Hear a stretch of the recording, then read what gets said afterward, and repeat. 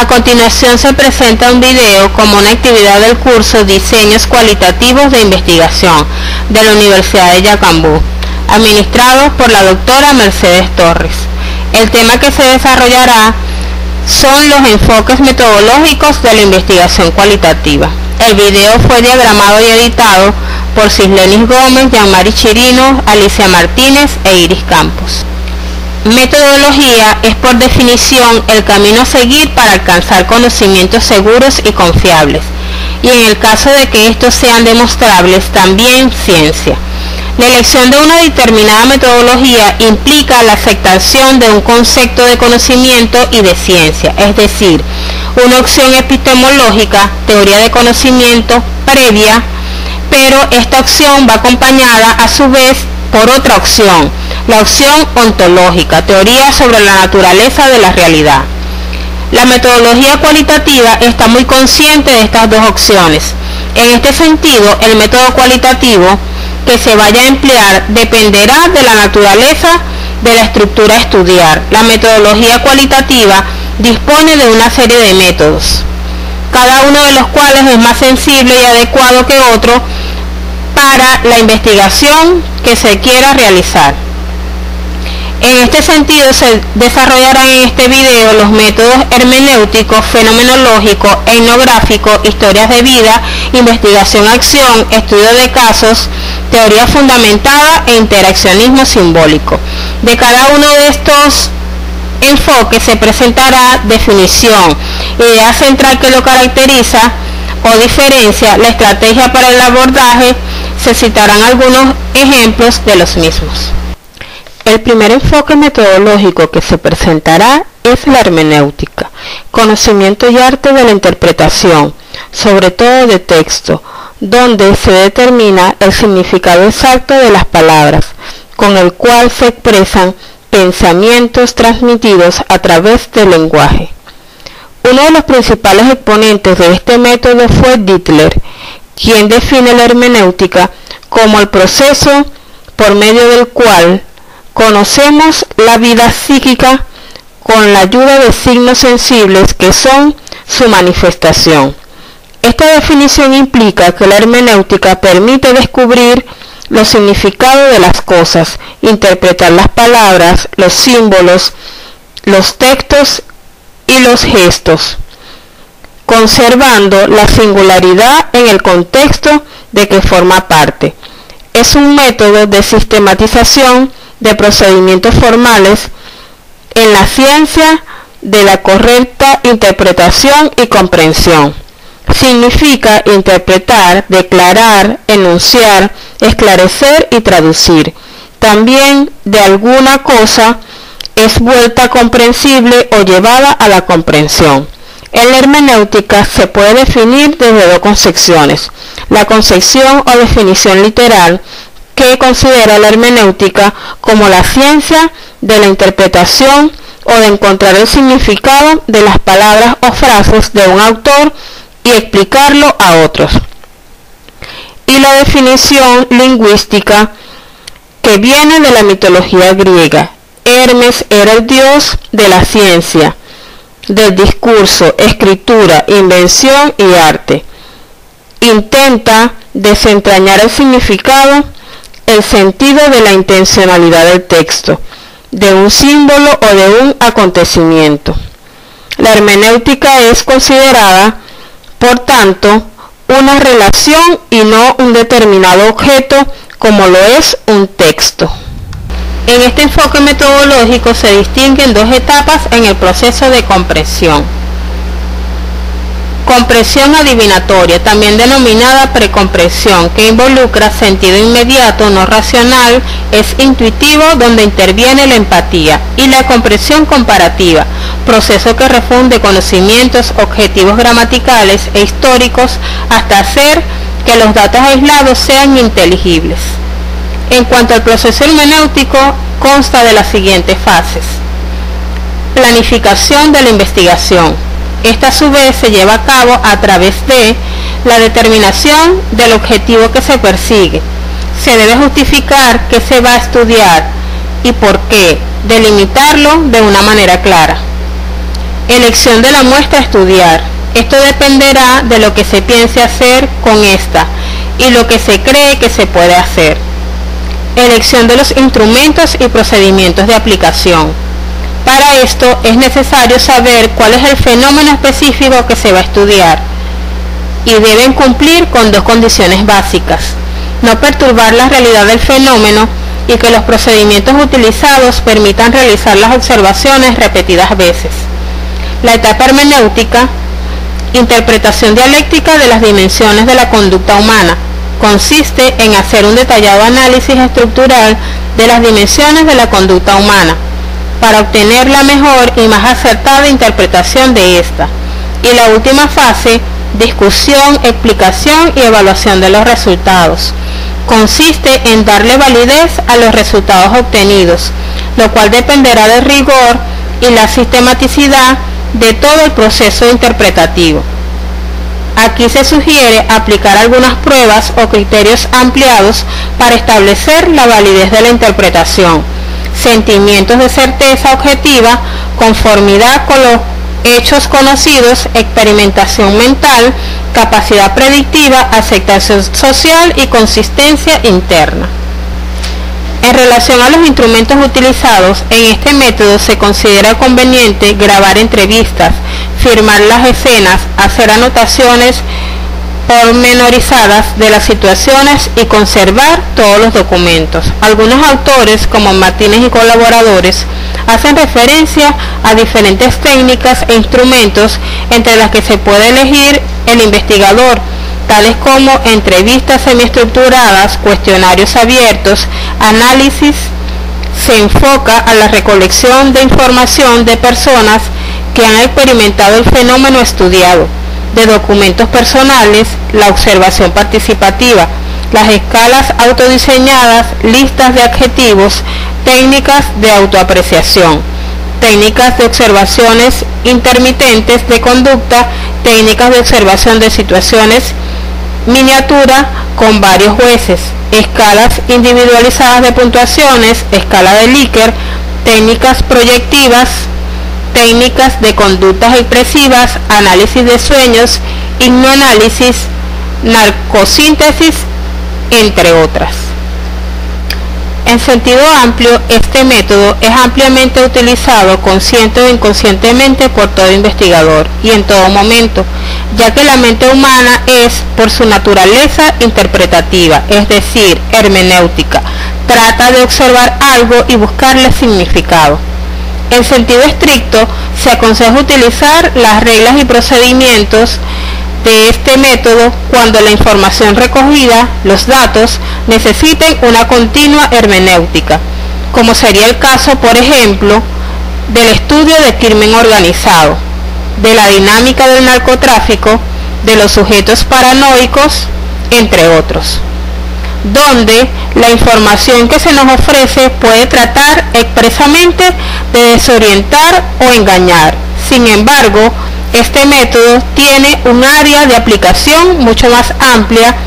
Son adecuados y aconsejables siempre que los datos o las partes de un todo se presten a diferentes interpretaciones. El siguiente enfoque cualitativo que se presenta es la fenomenología.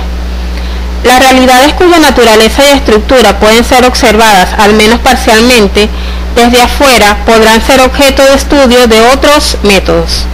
En cambio, las realidades cuya naturaleza y estructura peculiar solo pueden ser captadas desde el marco de referencia interno del sujeto que las vive y experimenta, exigen ser estudiadas mediante el método fenomenológico.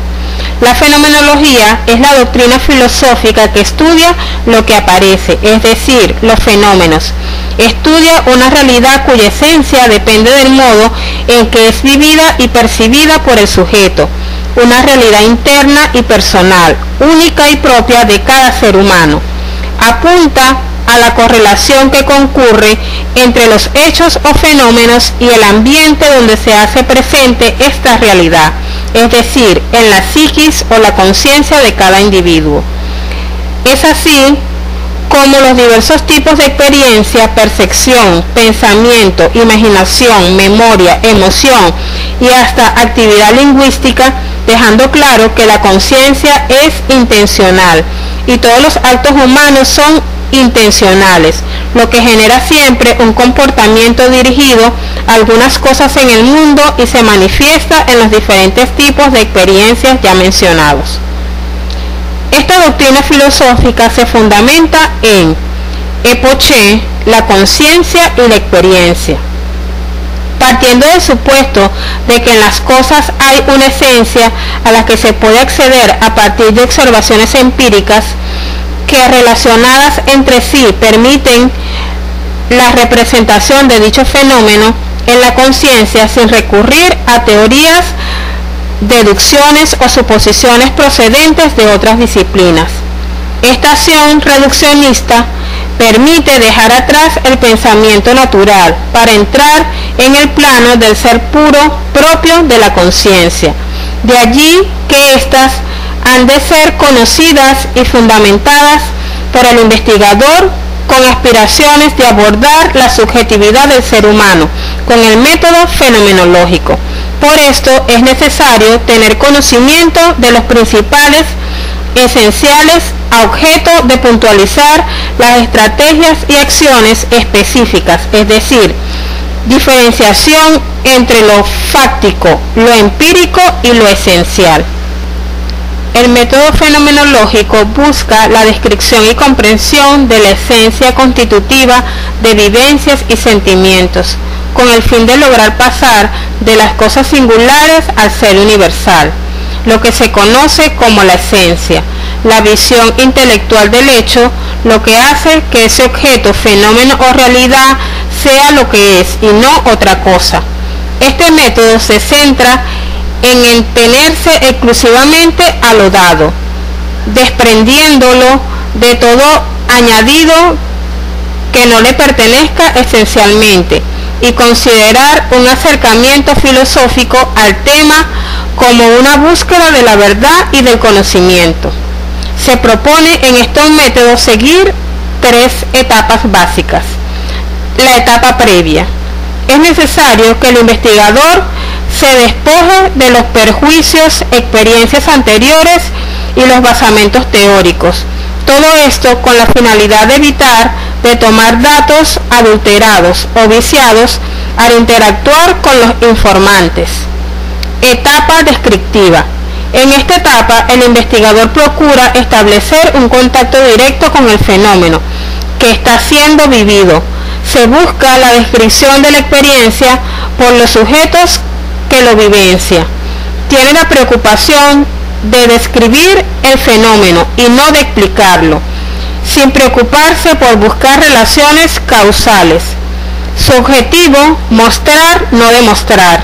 La descripción supone un rigor metodológico. Solo así es posible llegar a la esencia del fenómeno. Dentro de las técnicas para superar este estadio tenemos la observación directa o participativa, la entrevista coloquial o dialógica, la encuesta o cuestionario y el autorreportaje. Etapa estructural. Aquí se realiza el estudio de las descripciones contenidas en los protocolos. Los pasos consecuentes para completar el proceso son la lectura general de cada protocolo, la delimitación de unidades temáticas, la determinación del tema central a exponer, la adecuación de la información al lenguaje científico y la combinación de los temas centrales con la entrevista compilada. Por ser esta etapa final, se relacionan los resultados derivados en la investigación con las consideraciones finales de otras investigaciones, para confrontarlas, diferenciarlas y poder razonar con más claridad las posibles diferencias y de esta manera aportar mejores resultados a la indagación efectuada. Estrategias para el abordaje. El aprender a hacer del método fenomenológico como expresión inequívoca de la filosofía fenomenológica se orienta hacia el abordaje de la realidad, fenómeno, a partir del marco de referencia intrínseco del ser humano. Este marco constituye el mundo subjetivo del hombre, al que una persona puede tener acceso en un momento determinado de sus vivencias existenciales. En este proceso de descripción y comprensión, el investigador ha de desplegar acciones específicas a través de una diversidad de instancias fenomenológicas para buscar el significado. La pesquisa cualitativa es básicamente descriptiva y es dirigida hacia los significados, hacia la percepción del sujeto que vivencia el fenómeno en estudio. Reducción fenomenológica es la tendencia a abstenerse de formular juicios de cualquier clase que conciernen a la realidad objetiva y que rebasan los límites de la experiencia subjetiva. Intersubjetividad, la relación que se establece entre investigador y participante de la investigación, sus contenidos y los envolvimientos provenientes de esta relación pueden llegar a convertirse en un obstáculo epistemológico y hacer que el investigador no vea lo que el investigado ve, u otra parte importante del fenómeno. El método fenomenológico respeta plenamente la relación que hace la persona de sus propias vivencias, ya que al tratarse de algo estrictamente personal, no habría ninguna razón externa para pensar que ella no vivió, no sintió o no percibió las cosas como dice que lo hizo. El método fenomenológico se centra en el estudio de esas realidades vivenciales, que son poco comunicables, pero que son determinantes para la comprensión de la vida psíquica de cada persona.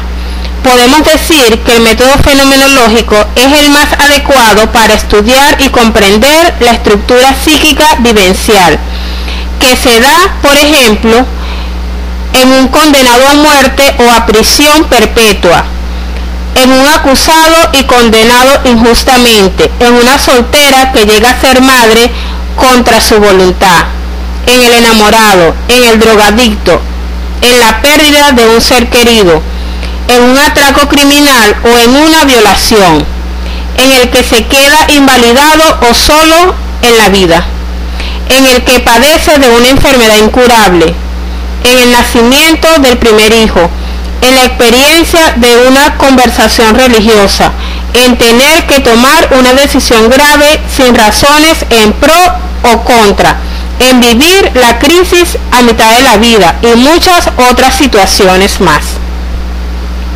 Es importante destacar que la fenomenología restituye a la filosofía su puesto humanizador, porque despliega la razón con la que el hombre se reencuentra y se compromete con su propio ser. El siguiente enfoque a abordar es la etnografía. Tiene su origen a finales del siglo XIX y principios del siglo XX, apareciendo vinculado a dos tradiciones fundamentales: antropología cultural y la Escuela de Chicago. La primera se centró en el estudio de los nativos de la zona occidental de Nueva Guinea, de Boas y Malinowski, y con respecto a la Escuela de Chicago existen una serie de investigaciones clásicas que surgieron entre 1910 y 1940, caracterizadas por el uso de métodos cualitativos.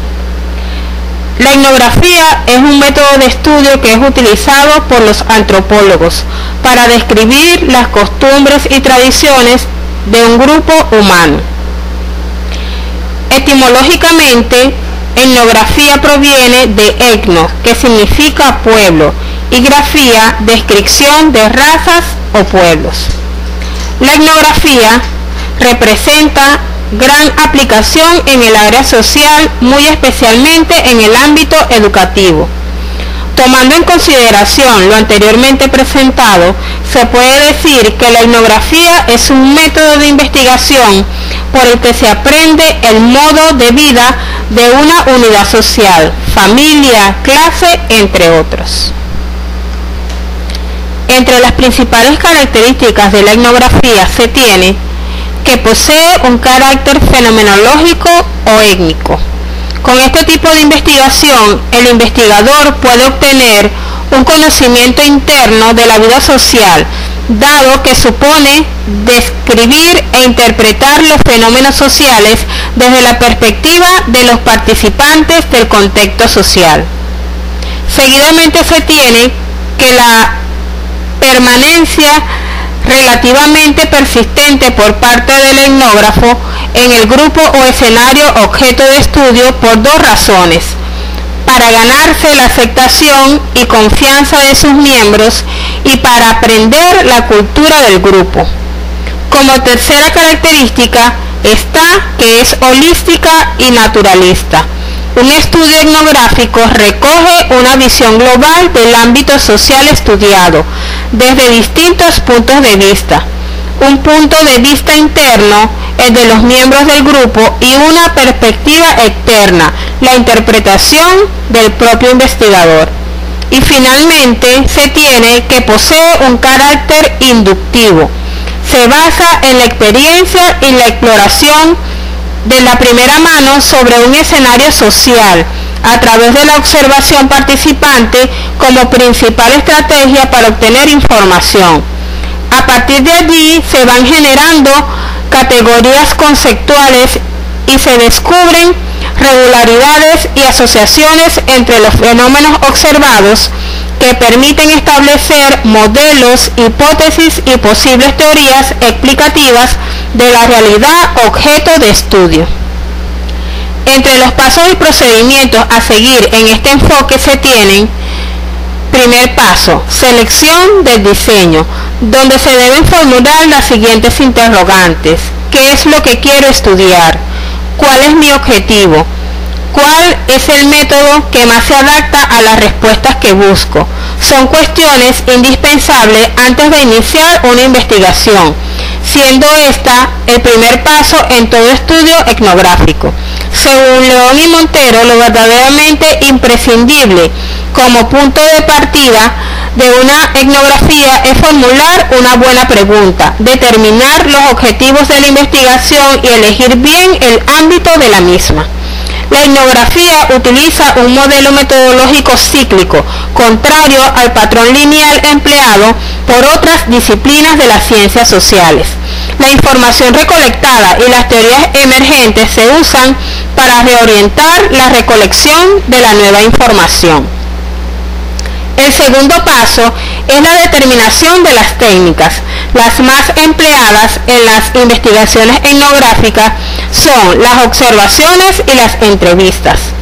Como observaciones podemos mencionar por un lado la no participante, en la que el investigador observa pero no se le relaciona con el objeto de estudio, y por otro lado la observación participante, en la cual el etnógrafo colabora de forma activa y así poder recoger información necesaria para su investigación. El etnógrafo, además de mirar, también tiene que preguntar y examinar. Para ello se hallará en las entrevistas con el objetivo de obtener una perspectiva interna de los participantes del grupo. Estas entrevistas pueden ser informales, en profundidad, estructuradas, individuales o en grupo. Como tercer paso se tiene el acceso al ámbito de investigación.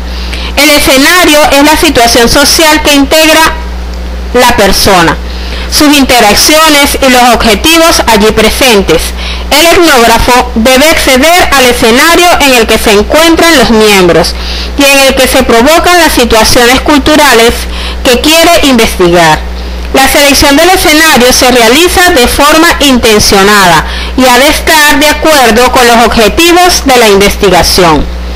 Como cuarto paso está la selección de los informantes, donde el acceso al escenario lleva consigo el hecho de que el etnógrafo ya tiene los primeros contactos con los sujetos que participan en la situación social que se quiere investigar.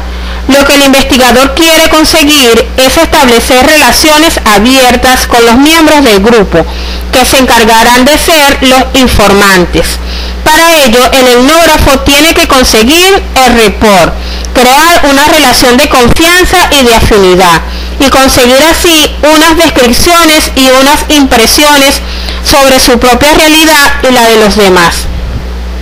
La selección de los informantes se orienta por el propio principio de pertinencia, es decir, se identifica a los informantes que pueden dar una mayor cantidad y calidad de información. Como cuarto paso está la recogida de datos y la determinación de la duración de la estancia en el escenario. Una vez resueltos los problemas de muestreo y la selección del escenario, las situaciones sociales y los informantes, pasa a ser prioritario el tema de la obtención de la información. En el proceso etnográfico, el análisis de los datos comienza en el mismo momento en que se termina cada episodio de recogido de información y tiene como eje principal la identificación de categorías que emergen de la lectura repetida del material disponible. Las formas de registro básicas a lo largo del proceso etnográfico suelen ser escritos descriptivos narrativos, que a menudo se complementan con el uso de medios auxiliares para poder tener grabaciones en video, vidrio y fotografía sobre la realidad estudiada. El sexto paso hace referencia al procesamiento de la información recogida. Una de las características más particulares de la investigación cualitativa y en concreto de la etnografía es que el análisis de los datos se va realizando a lo largo del estudio. El proceso de recogida de datos y su análisis están resistentemente unidos. A medida que se va obteniendo los datos, genera hipótesis, realiza múltiples análisis, reinterpreta y formula nuevas hipótesis sobre determinadas relaciones entre los conceptos generales, los fenómenos observados. Y es justamente en este doble proceso de observación y de interpretación cuando se abre la posibilidad de construir y enriquecer la teoría. Y por último se tiene el paso referido a la elaboración del informe, donde según Rincón advierte que el informe etnográfico debe incluir suficientes detalles descriptivos para que el lector conozca lo que pasó y cómo pasó, y se sienta trasladado a la situación social observada. Debe destacarse algo muy importante para la redacción del informe, y es que hay que tener presente la audiencia a la cual se destina, pues dependiendo de sus características se definirán más o menos los detalles prácticos, la densidad conceptual y su extensión. En la metodología etnográfica se suelen utilizar diferentes estrategias para abordaje, tales como el uso de informantes, entrevista etnográfica, observación participante y diario de campo. Como primera estrategia se tiene el informante, el cual representa a la persona con la que el etnógrafo establece una estrecha y prolongada relación, constituyéndose en la fuente de conocimiento de la vida social estudiada. Es importante destacar que la empatía es fundamental, así como la aceptación de la persona que se constituye en nuestro informante. Esto es algo central, por lo cual se debe tenerse en mente la horizontalidad y el respeto, siendo estos elementos que se encuentran por encima de la investigación misma. Además, debe tenerse claro que la persona seleccionada como informante debe tener conocimiento sobre lo que se desea investigar, para que esto sea un adecuado informante. La segunda estrategia es la entrevista etnográfica. Como estrategia de investigación, esta representa un diálogo formal orientado por un problema de investigación. Cuando se habla de diálogo formal, se diferencia de las charlas espontáneas de carácter informal. La entrevista como técnica de investigación no se puede confundir con las charlas que espontáneamente se adelantan con las personas durante el trabajo de campo. Esto supone que se han diseñado de antemano los términos, contenidos y formas de registro del diálogo. Es este sentido de que la entrevista etnográfica es un diálogo formal, no es algo improvisado. Hay ámbitos de la vida social para los cuales la entrevista es una herramienta privilegiada. Entre estos ámbitos de la vida social se tienen conocimientos de acontecimientos del pasado y del presente, de los cuales los entrevistados fueron testigos directos. Descripción de saberes, artes y oficios desempeñados o conocidos por el entrevistado, así como de la urdimbre de relaciones sociales en las cuales se encuentra inscrito. La tercera estrategia utilizada es la observación participante. En ella constituye el rasgo más distintivo de la investigación etnográfica. Según Octavio Cruz, la técnica de la observación participante se realiza a través del contacto del investigador con el fenómeno observado, para obtener información sobre la realidad de los actores sociales en sus propios contextos. Es importante destacar que para poder observar, el investigador debe ser aceptado por la comunidad en estudio, así como haber generado una empatía con el grupo en estudio. Se puede decir que las capacidades de empatía y observación del investigador y la aceptación de la comunidad son elementos esenciales en el procedimiento metodológico etnográfico. Por último, se tiene el diario de campo. En una investigación etnográfica, el éxito del trabajo de campo depende en gran medida en realizar un adecuado diario de campo. Sin diario de campo, los datos se pasean frente a las narices del investigador sin que éste tenga cómo atraparlos, organizarlos y otorgarles sentido para su investigación.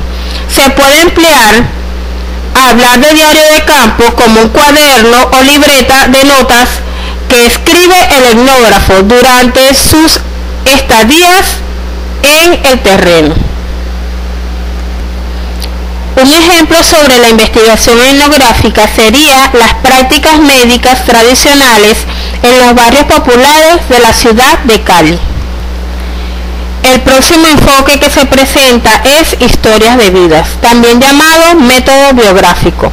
Comenzó a utilizarse y conocerse como una técnica en las ciencias sociales, fundamentalmente desde 1900 y 1920, con la obra de Tomasz Sznajewski sobre los campesinos polacos. A partir de entonces se utilizó el término de life history, historia de vida, que designaba tanto la historia recogida por el investigador, complementando los documentos y entrevistas sobre esa vida con el trabajo elaborado a partir de ella.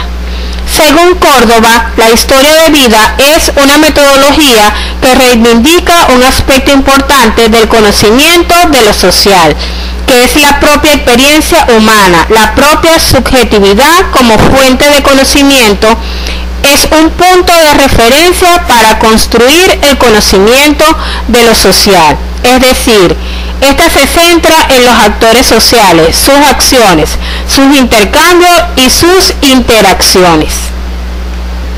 La metodología historia de vida presenta una serie de características las cuales se presentan a continuación.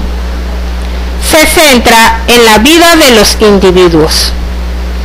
Tiene un carácter más personal que otros tipos de investigación cualitativa. Tiene una orientación práctica y de cambio. Pone el acento en la subjetividad. La metodología de historia de vida presenta una serie de etapas para su desarrollo, tales como: momento preliminar. Primeramente, el investigador debe seleccionar el tema y el ángulo de abordaje, dando respuesta a una serie de interrogantes tales como: ¿por qué la elección del tema? ¿Por qué investigarlo? ¿Para qué investigarlo? El interés surge de una experiencia personal, entre otras. así como una revisión de la literatura científica al tema con el fin de profundizar en la comprensión del objeto de estudio. Contactos, negociaciones y contratos.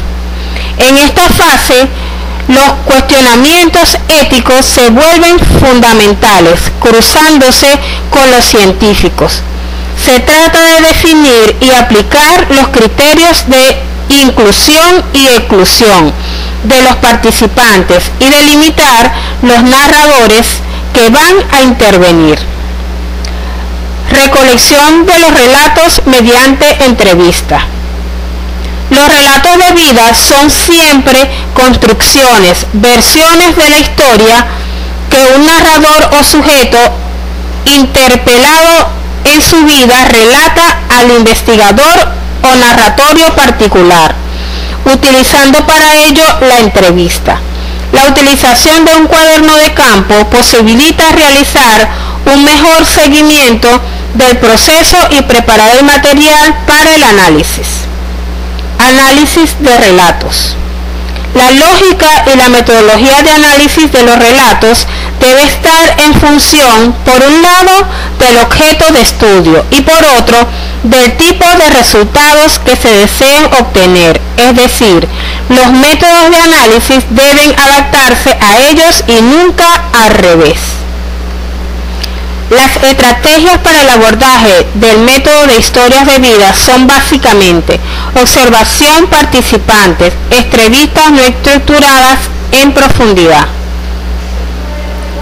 Según Underage, la observación participante es la participación real del observador en la vida de la comunidad, del grupo o de una situación determinada. Se ha definido como la técnica para la cual se llega a conocer la vida de un grupo desde el interior del mismo. En cuanto a la entrevista no estructurada o en profundidad, esta se refiere a los encuentros continuos que se dan cara a cara entre el investigador y los informantes, donde los mismos se encuentran dirigidos para la comprensión de las perspectivas que tienen los informantes respecto de sus vidas o experiencias expresadas con sus propias palabras. Aquí ella pretende comprender más que explicar, espera respuestas subjetivas, sinceras y se obtienen respuestas emocionales pasando por lado la racionalidad. Un ejemplo sobre la investigación de historias de vidas es Relatos de vida de dos familias con niños autistas, realizado en Cumaná, Estado Sucre, en el año 2009, donde la unidad de análisis están constituidas por dos familias con miembros autistas en su seno. La investigación-acción es el próximo enfoque metodológico que se desarrollará. Es definida como una forma de indagación autorreflexiva que emprenden los participantes en situaciones sociales en orden a mejorar la racionalidad y la justicia de sus propias prácticas, su entendimiento y las situaciones dentro de las cuales ellas tienen lugar, que garantiza y deben cumplir estas tres condiciones: la práctica social, el espiral de investigación que involucra desde el planear, accionar, observar y reflexionar y volver a reflexionar. Y por último, afirma que los participantes son responsables en todos los momentos de la actividad, comprometidos con la mejora y el cambio transformador de la realidad. La investigación-acción posee un doble carácter. Es un enfoque investigativo y una metodología de investigación aplicada a estudios sobre realidades humanas. Nace ante la dificultad del método científico para resolver conflictos humanos. Se consideran tres vertientes en el origen del término investigación-acción. Proviene del autor Kurt Lewin y fue utilizado por primera vez en 1944. establece que se debe integrar la experiencia científica con la acción social, ya que al acentuar el sentido comunitario se refuerza el enfoque sociológico. También se señala que en el ámbito educativo, esta hace posible que los profesores mejoren la calidad de la enseñanza por medio de la investigación cooperativa en la acción de un campo común de interés. Por su parte, es en la década de los 70 cuando este movimiento resurge en Inglaterra, de la mano de Stanhope, el cual acuña la idea del profesor como investigador, llamando actitud investigadora a una disposición para examinar con sentido crítico y en forma sistemática la propia actividad docente. Finalmente, en Australia, en 1983, se comienza a desarrollar la investigación-acción gracias a Carr y Kelmins, los cuales la definen como un conjunto de actividades dirigidas hacia el desarrollo curricular, las cuales han de ser puestas en práctica sometidas sistemáticamente a observación, reflexión y cambio, gracias a la implicación de todos y cada uno de los participantes, los cuales tienen en esta actividad. Señala que no solo debe ser práctica individual, sino como un cambio social que se emprende colectivamente. La investigación-acción se centra en la posibilidad de aplicar categorías científicas para la comprensión y mejoramiento de los procesos de transformación, partiendo del trabajo colaborativo de los propios sujetos implicados. Esto lleva a pensar que tiene un conjunto de características entre las que se pueden distinguir las siguientes: contexto situacional, diagnóstico de un problema en un contexto específico intentando resolverlo. Colaborativo, equipos de colaboradores y prácticos suelen trabajar conjuntamente. Participativa, los miembros del equipo toman parte en la mejora de la investigación. Autoevaluativa, las modificaciones son evaluadas continuamente, siendo el último objetivo mejorar la práctica. Acción-reflexión, reflexionar sobre el proceso de investigación y acumular evidencia empírica, acción, desde diversas fuentes de datos. Interactiva, porque hay una creación sistemática del conocimiento. Las fases en este enfoque investigativo son las siguientes. La investigación-acción se da o planifica en fases sucesivas que incluye la formación del grupo para realizar. El diagnóstico, que va a permitir observar para identificar la necesidad, el problema, su formulación, recogida de datos y trabajo de campo. En la planificación se decide qué debe hacerse. En cuanto al grupo, orienta la acción de pensar qué hacer para mejorar la problemática. Esta parte es quizás la más activa de la investigación-acción y debe señalar una secuencia lógica de pasos. ¿Cuándo va a ser implementado? ¿Cómo y por quién? Los pros y los contras de cada paso, los objetivos finales que se desea lograr, los obstáculos a vencer, los recursos que se necesitarán y la solución de las contingencias, en fin, las fortalezas, debilidades, amenazas y oportunidades de que se dispone. El paso de la acción es la retrospectiva, guiada por un plan. Se trata de actuar en base a lo planeado. Hay que ser capaces de describir y comprender lo que realmente estamos haciendo. Y la fase de reflexión es la retrospectiva sobre la observación. En este momento se produce un nuevo esclarecimiento de la situación problemática. Es el momento de analizar, interpretar y sacar conclusiones. La investigación-acción se organiza sobre dos ejes: el estratégico, constituido por la acción y la reflexión, y el organizativo procesual, constituido por la observación y la planificación. En este tipo de investigación generalmente se combinan técnicas cualitativas como la observación participante, como diarios de campo, las entrevistas a profundidad, los grupos focales, con técnicas cuantitativas como las encuestas o los cuestionarios. A continuación se presenta un ejemplo de la investigación-acción en el ámbito educativo. Resulta particularmente importante en situaciones donde se presentan problemas prácticos, incoherencias o inconsistencias entre lo que se percibe y lo que en realidad ocurre. Es por ello que se trae este ejemplo aplicado al ámbito educativo. Paso 1.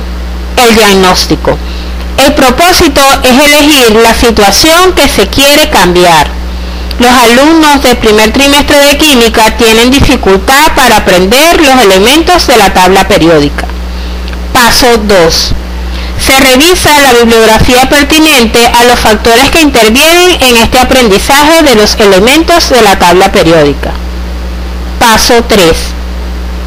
Se plantea la pregunta que se quiere responder: ¿qué estrategias utilizan los estudiantes para estudiar los elementos de la tabla periódica? Paso 4. Se plantean las respuestas tentativas a la pregunta para la toma de decisiones. Los alumnos hacen uso de la estrategia 1. La estrategia 1 no es buena. Los alumnos utilizan la estrategia 2. La estrategia 2 sí es buena. Paso 5. Se determina la metodología que se utilizará para recoger los datos. Reflexiones del profesor sobre su clase. Esta información la recoge a través de un diario de clases. Las impresiones de los alumnos con respecto a su aprendizaje por medio de una encuesta sencilla. También pueden tomarse los resultados de las pruebas tomadas por los alumnos y las anotaciones de un colega que colabora con el profesor de la investigación en calidad de supervisor. Paso 6. Se analiza si se obtuvo suficiente información, si es necesaria más información, así como qué se piensa sobre la información obtenida. Paso 7. Se comparten las conclusiones a colegas y alumnos para asegurar la difusión de la información aprendida. Paso 8. Se evalúa la acción emprendida para verificar que los logros sean relevantes y benéficos para todos los participantes. Este paso permite reformular o continuar con la acción emprendida. La evaluación debe ser guiada por la interrogante si los resultados del plan de acción, una vez ejecutado, solucionaron el problema o no.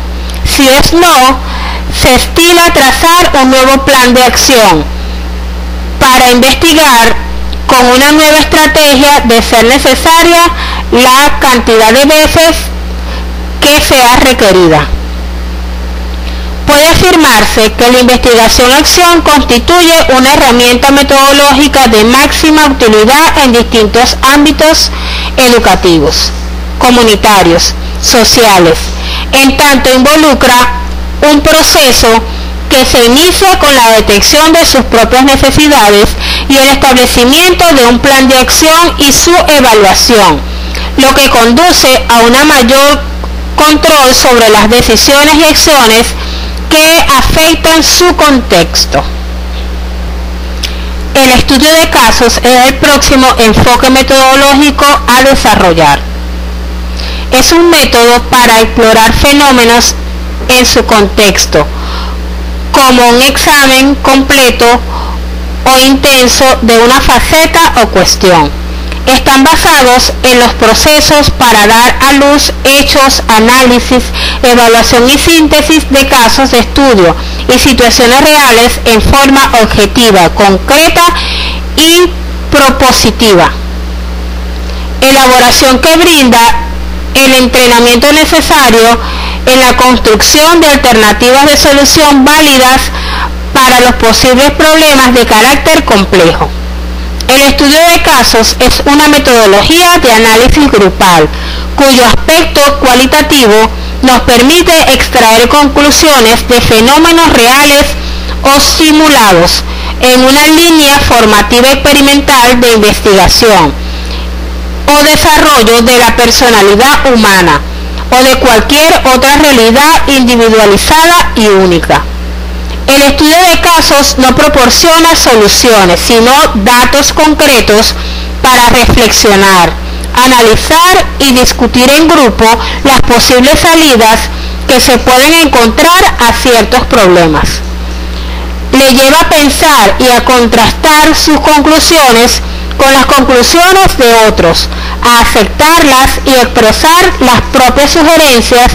De esta manera nos entrena en el trabajo colaborativo y en la toma de decisiones en equipo. La investigación con estudio de casos no es una investigación de muestras. El cometido real del estudio de casos es la particularización, no la generalización. El estudio de casos es empático y no intervencionista.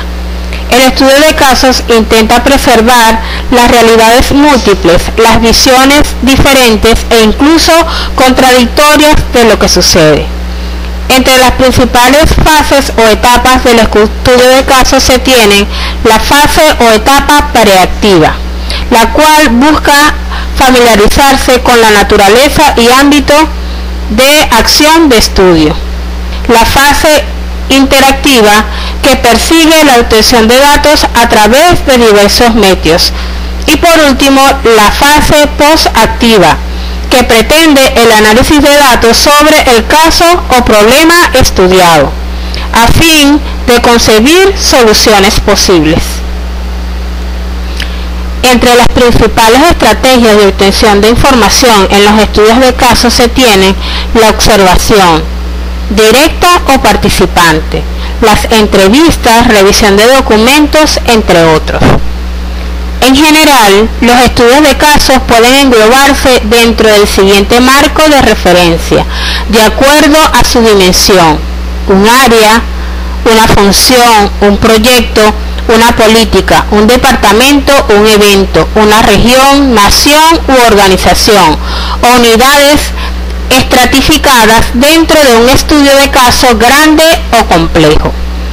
Entre las aplicaciones o ejemplos que se tienen de este enfoque investigativo está el estudio de caso como método de investigación en contabilidad de gestión, estudio de caso para análisis de procesos de cambio organizativo y estudio de casos en eventos inusuales o secretos. La teoría fundamentada es el próximo enfoque a desarrollar. Tiene su origen en la sociología y sus raíces se encuentran en el interaccionismo simbólico, generando estudios descriptivos con poder explicativo. Surge en 1967 y fue propuesto por Glasser y Strauss con el propósito de desarrollar teorías basadas en datos empíricos en áreas específicas.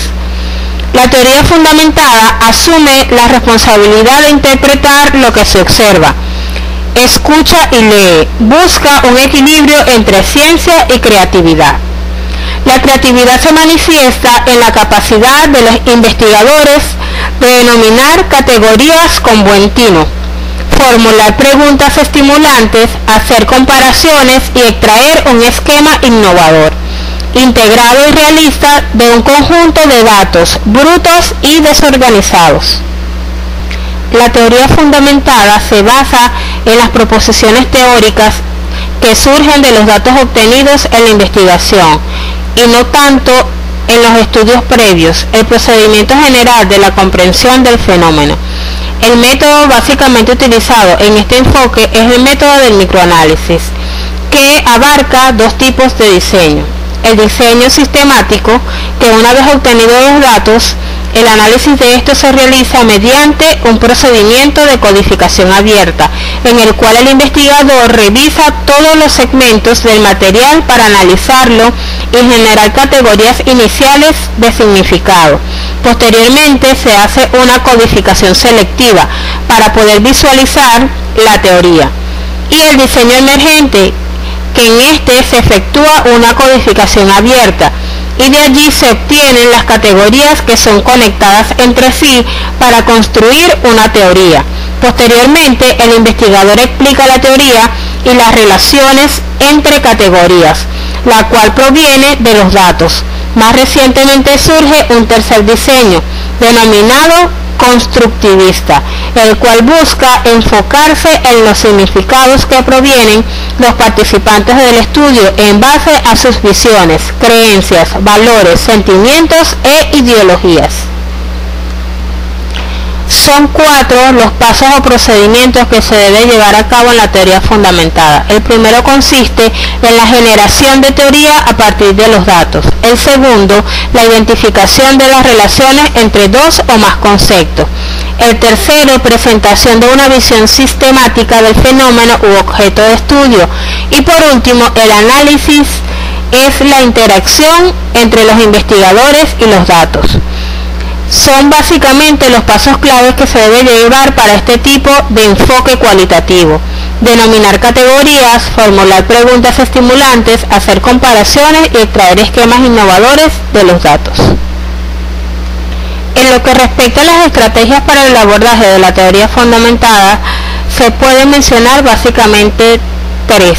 Las operaciones básicas encargadas de formular preguntas y hacer comparaciones, la codificación abierta, donde línea por línea, oración o párrafo se escudriña el documento, y los memorandos, que es el registro que lleva el investigador de los análisis, pensamientos, interpretaciones, preguntas e instrucciones para recolección adicional de los datos.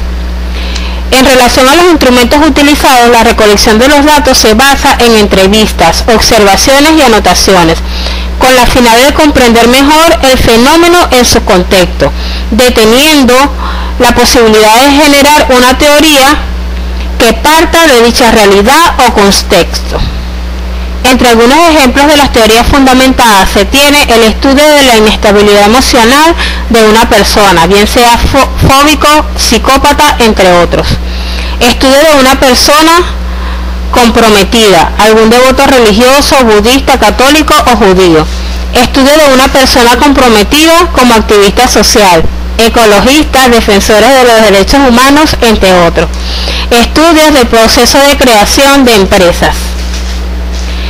Esta teoría es útil cuando las teorías disponibles no pueden explicar el fenómeno, proveyendo un sentido de comprensión a la situación en estudio, porque la enfoca de manera práctica, siendo sensible a las expresiones de los individuos del contexto considerado, representando toda su complejidad.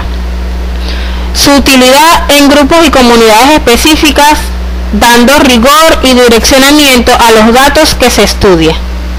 El último enfoque de investigación cualitativa que se presenta es el interaccionismo simbólico. El interaccionismo simbólico se ve influenciado por 2 corrientes filosóficas: el pragmatismo nominalista y el conductismo.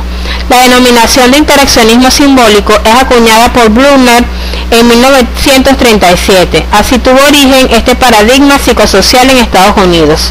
Sus postulados contienen los principios de una nueva filosofía, el pragmatismo, un nuevo objeto de estudio, la interacción, y una modalidad investigativa que, al margen del positivismo dominante, sienta las bases de la metodología cualitativa. Dewey y Mead aparecen como figuras más relevantes del movimiento, junto a los nombres de Peirce y James. Se puede decir que el interaccionismo simbólico representa un proceso donde los humanos actúan con símbolos para así construir significados, siendo además una corriente de pensamiento relacionada con la antropología y psicología social. Esta busca explicar la interacción en el individuo y en los grupos, la cual se constituye desde la perspectiva evolutiva. Dentro de las principales características del interaccionismo simbólico se pueden mencionar: el hombre es sujeto social, con una autointeracción social y lenguaje. Los seres humanos se relacionan con su medio partiendo del significado que le atribuyen. Depende de símbolos, por ejemplo, lenguaje que comparte con otros sujetos. Es clave la acción conjunta, la organización social de la conducta que afecta a los diferentes actos de varios participantes. En lo que respecta a la orientación metodológica o los pasos y procedimientos del interaccionismo simbólico se pueden mencionar: acercarse a ver los objetos con el mismo significado con el que el individuo lo ve, abriendo una investigación muy distinta a la que frecuentemente lo hace. Procurar el ver al grupo no como un simple resultado de los factores determinantes que se manifiestan a través de la interacción personal, sino marchando imprescindiblemente en pos del descubrimiento empírico de la forma peculiar de interacción social que esté en juego en cada caso. Aconseja el estudio de acto o acción social en atención al modo en que se forma. Y finalmente, y por lo que atañe a los aspectos más amplios de la sociedad humana, como clases, instituciones, organización social, entre otros, acertando a entenderlas como una ordenación de personas vinculadas recíprocamente en sus actos respectivos. Dentro de las estrategias empleadas para el abordaje con la metodología del interaccionismo simbólico se tiene la observación participante como la más empleada, representando esta una técnica muy utilizada en ciencias sociales, donde el investigador comparte con los investigandos su contexto, experiencia y vida cotidiana, con el fin de conocer directamente toda la información que poseen los sujetos sobre su propia realidad, o sea, busca conocer la vida cotidiana de un grupo desde el interior del mismo. Dentro de las áreas de aplicación está la parte educativa, matemática e inglés. Un ejemplo de este tipo de metodología está en las aplicaciones del interaccionismo simbólico en clases de inglés. A continuación se presenta las principales conclusiones de los diferentes enfoques metodológicos de la investigación cualitativa desarrollados. Enfoque hermenéutico, fenomenológico, etnográfico, historias de vida, investigación-acción, estudios de casos, teoría fundamentada e interaccionismo simbólico. En la presente lámina pueden observar las referencias más relevantes que contribuyeron al desarrollo del tema planteado. Finalmente les dejamos una reflexión de Juan José Ibáñez que aplica a cualquier enfoque o tipo de investigación. Más vale acertar aproximadamente que errar con precisión.